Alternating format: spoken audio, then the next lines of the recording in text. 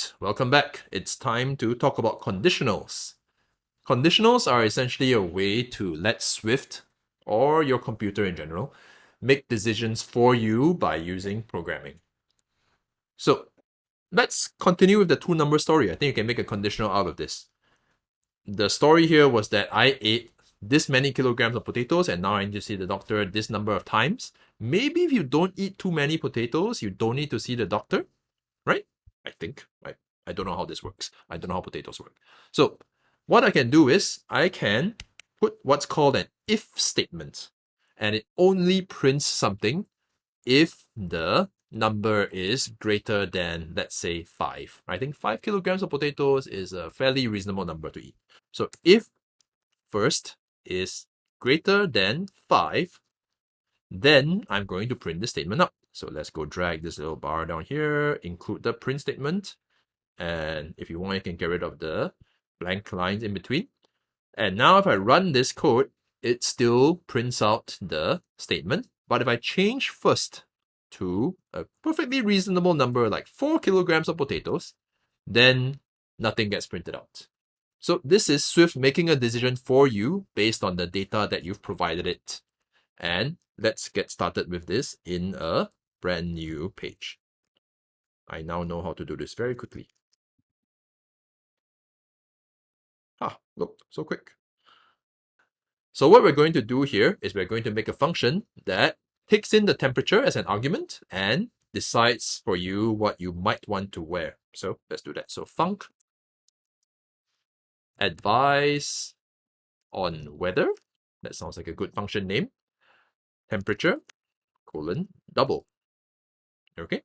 And we're going to say that it's considered pretty cold if it's less than 10 degrees Celsius, because here we are in a tropical climate. I decide that 10 is pretty cold. So if temperature is, oops, I spelled wrongly.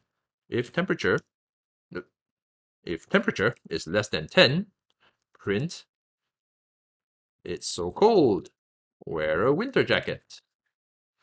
And of course, this is in Celsius because Fahrenheit is stupid. All right, so advise on weather, temperature, 30. Let's run it. And of course, this prints nothing out. Let me go throw this stupid icon off to the left again. Throw. All right. And open up my console. Great. So nothing prints because the temperature is not less than 10. What if I put 10? Still prints nothing because 10 is actually not less than 10. I mean, that kind of makes sense, but it's something that math teachers actually need to tell people around the world. So temperature 9 should indeed print it out because it's so cold, wear a winter jacket. Okay, so everything in the curly braces here is run if the condition turns out to be true. All right, let's add more conditions. Right, let's add more conditions. If the temperature is less than 10, wear a winter jacket. Well, how about if it's not less than 10? Else, print just a light jacket will do. How about that? Right, so if I run this, it still says wear a winter jacket, but if I change this to, let's say 19 sounds like light jacket weather. Yep, just a light jacket will do. However, if it's 49 degrees Celsius, you still tell people to wear a light jacket, they will die of heat stroke and they will blame you. So be careful, right? Programming ethics and that kind of thing. The more important thing here is that we're using this thing called an else statement. This else statement has its own set of curly braces and it decides what to run if this condition is not met. Okay, so if this condition is not met, it will decide to run this other set of conditions. It feels like we probably need to adjust this a little bit more, right? I think we need to tweak this a little bit more. So let's move on and add another set of conditions that account for, extreme warm weather, I suppose. And the way we do that is by, over here, typing else if temperature greater than 30, I guess. You type an open curly brace and you type a closing curly brace before the else. And now I'm going to say print, it's so hot. Why even go out? Okay, this is not strictly advice on what to wear, but why go out if it's more than 30 degrees Celsius? So I'm going to run my code and there you go.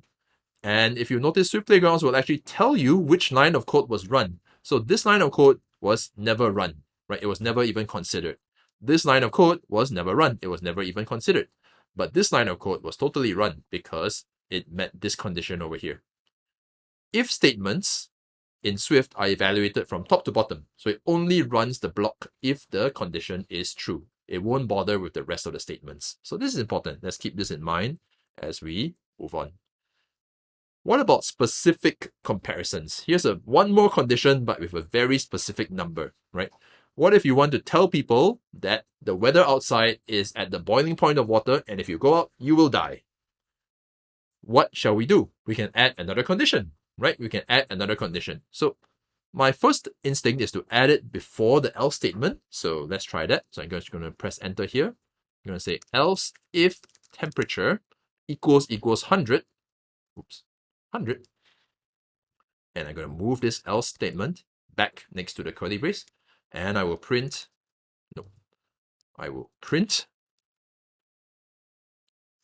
hello, are you boiled? Something like that. Okay, so let's try running this real quick, right? So for now, we test it with the previous set of conditions, see whether it still works, right? 49 still says it's really hot.